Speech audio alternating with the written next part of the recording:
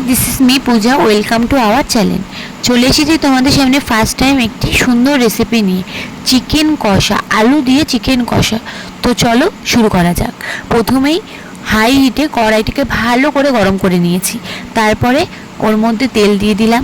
তেল দিয়ে দেওয়ার পরে ভালো করে হাত দিয়ে চেক করে নিতে হবে, নাহলে কাঁচা তেলের মধ্যে যদি আলু দিয়ে নাও, আলুটা কিন্তু ভালো গন্ধ বেরোবে, একটা বাজে মানে তেল কাস্টে গন্ধ বেরোবে। আর আমি কিন্তু সবসময় সর্ষের তেল দিয়ে চিকেনটা রান্না করার চেষ্টা করি, তাহলে খেতে খুব টেস্টি হয়।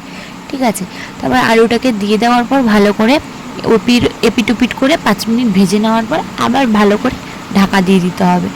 আর হ্যাঁ, উনুনের আঁচটা কিন্তু মানে গ্যাসের আঁচটা কিন্তু কম দিয়ে দিতে হবে, নাহলে না আলুটা কাঁচা কাঁচা থেকে যাবে। ঠিক আছে, এ দেখো ভালো করে লাল লাল করে কি সুন্দর ভাজা হয়ে গেছে। এটাকে আমি একটা বাটির মধ্যে সুন্দর করে তুলে নেব। আমার এটা ফার্স্ট ভিডিও, মানে ব্লগ বলতে পারো। ঠিক আছে, আর আমি কিন্তু এখানে একটু তোতলিয়ে যাচ্ছি ভয়েস দেওয়ার সময়, তোমরা কিছু মনে করো না, কারণ ফার্স্ট টাইম যে কোনো কিছু করতে গেলে কিন্তু ঘাবড়ে যায়। তোমরা যদি আমাকে সাপোর্ট করো, ভালোবাসো, দেখবে হয়তো প্রথম কয়েকটা ভিডিও আমার এরকম তোতলাই আসবে, তারপরে কিন্তু ঠিকঠাক হবে। ঠিক আছে, প্রথমে তো সবাই সব কিছুতে হার মানলে চলবে না, মনে করতে হবে না আমাকে জিততেই হবে। তো যাই হোক, আলুটা ভেজে ভালো করে তুলে নেওয়ার পরে ওর মধ্যে দিয়ে দিলাম হচ্ছে গোটা জিরে, তেজপাতা আর গোটা গরম মশলা দিয়ে একটু ভালো করে ভেজে নিয়ে একটু হালকা যেই সুন্দর গন্ধ স্মেল বেরোলো, তার মধ্যে দিয়ে দিলাম হচ্ছে পেঁয়াজ কুচিটা দিয়ে দেওয়ার পরে পেঁয়াজের মধ্যে একটু লবণ দিয়ে দিলাম। লবণটা কেন দিলাম? লবণটা দিলে না পেঁয়াজটা তাড়াতাড়ি সিদ্ধ হয়ে যায় এবং ভালো সিদ্ধ হয়, তাড়াতাড়ি ব্রাউন কালার চলে আসে। এবার ভালো করে ব্রাউন টাইপ করে পেঁয়াজটাকে ভেজে নিতে হবে। তারপরে দিয়ে দিলাম ওর মধ্যে টমেটো কুচিটা দেওয়ার পরে একটু ভালো করে ভাজতে হবে। দেখো একটু খুন্তি দিয়ে এরকম গেলে দিতে হবে, তাহলে ভালো তাড়াতাড়ি করে গলে যাবে, সিদ্ধ হবে।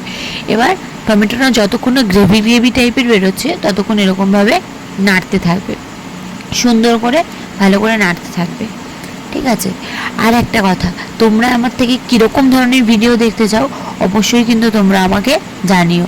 ঠিক আছে, হয়তোবা তোমরা আমাকে জানালে পরে কি হবে, আমার তাহলে বুঝতে সুবিধা হবে, তাহলে আমি সেই বুঝে আমি তোমাদেরকে ভিডিও দেবো।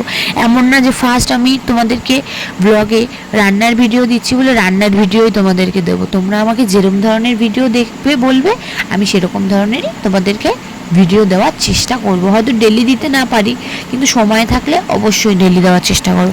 কমেন্ট কিন্তু করতেই লাগবে। ঠিক আছে, তো চলো, তারপরে পেঁয়াজ আর টমেটোটা ভালো করে ভেজে নেওয়ার পর দিয়ে দিলাম হচ্ছে আদা, রসুন আর কাঁচা লঙ্কা একসাথে পেস্ট করে রেখেছিলাম, সেটা দিয়ে দিলাম। দিয়ে তারপরে সেই মিক্সির যে বোল্ডারটা, ওটাকে ভালো করে ধুয়ে জলটা দিয়ে দিলাম, তাহলে টেস্টটা ভীষণ সুন্দর আসে। যে কোনো জিনিস ধুয়ে যে পাত্রের মশলা থাকবে সেই পাত্রটা ধুয়ে দিয়ে দেবে, দেখবি এমনি টেস্ট চলে আসবে।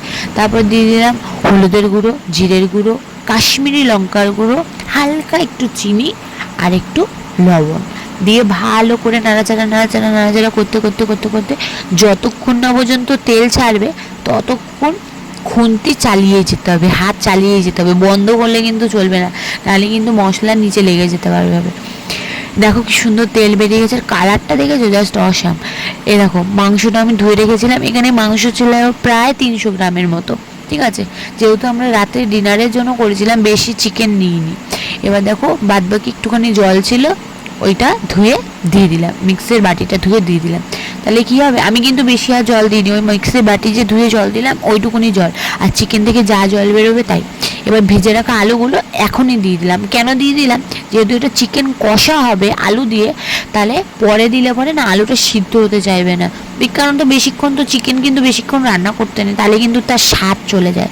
ঠিক আছে, অনেকে দেখি যে আধ ঘন্টা, 1.5 ঘন্টা, 40 মিনিট, 20 মিনিট রান্না করে ফেলছে, কিন্তু না, এতক্ষণ ধরে চিকেন কেউ কষায় না। আশা করি এটা 300 গ্রামের চিকেন, তো আমি মনে হয় 20 মিনিটের মতো টাইম লেগেছে আমার এই চিকেনটা রান্না করতে, 20 থেকে 25 মিনিট। ঠিক আছে, চিকেন বেশিক্ষণ ধরে যদি তুমি কষাও, জল দাও বেশি করে, তাহলে কিন্তু চিকেনের স্বাদ চলে যায়। সত্যি বলছি, আমার সেটা দেখেছি খেয়াল করে।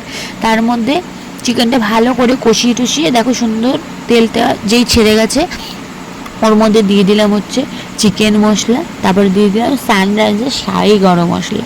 সত্যি বলছো সানরাইজের শাহি গরম মশলাটা যে এত সুন্দর স্মেল বেড়ায়। দেওয়ার পর ভালো করে নেড়ে চেড়ে ওপর দিয়ে ধনে পাতা গার্নিশিং করে দিলাম। এই ধনে পাতাটাতেই চিকেনের স্বাদ বদলে দিই, সত্যি ধনে পাতাটাতেই চিকেনের স্বাদ বদলে দেয়। তারপরে ধনে পাতাটা দেওয়ার পর অনেকক্ষণ প্রায় 5 মিনিটের মতো ঢাকা দিয়ে রেখে দেখো কি সুন্দর জল বেরিয়ে গেছে ঢাকা দেওয়ার পরে। তারপরে নিচে একটু লেগেও গেছিলো, ওই জন্য আমি ভালো করে একটু খুন্তি দিয়ে নাড়াচাড়া দিয়ে নিলাম।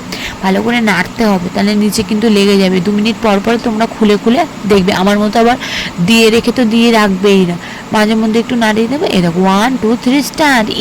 আমার চিকেন রেডি, আলু দিয়ে কষা কষা চিকেন কষা রেডি। তো চলো খাওয়ার সময় দেখা করা যাক। এই যে মেয়ের ভাত রেডি, এবার মেয়েকে বলছি একটু টেস্ট করে বলো তো কেমন হয়েছে। তারপরে তো মেয়ের রিয়াকশান দেখো। ভিডিওটি ভালো লেগে থাকলে অবশ্যই সাবস্ক্রাইব করে যাও। Thank you.